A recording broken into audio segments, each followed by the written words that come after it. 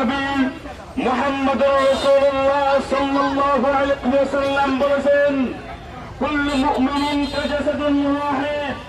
সারা পৃথিবীর দ্বার প্রান্তে, পৃথিবীর আনাচে কানাচে যত বিক্ষিপ্ত মুসলমান রয়েছে, আমার নবী উম্মতকে জানিয়ে দিয়েছেন, পৃথিবীর সব মুসলমানদেরকে যদিও বিক্ষিপ্ত তোমরা দেখো, কিন্তু না কশ্চিন কালো তারা বিক্ষিপ্ত নয়, একটি শরীরের মতো।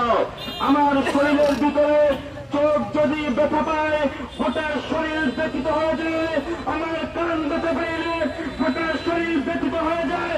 মাথায় ব্যথা পাইলে গোটা শরীর ব্যথা হয়ে যায়।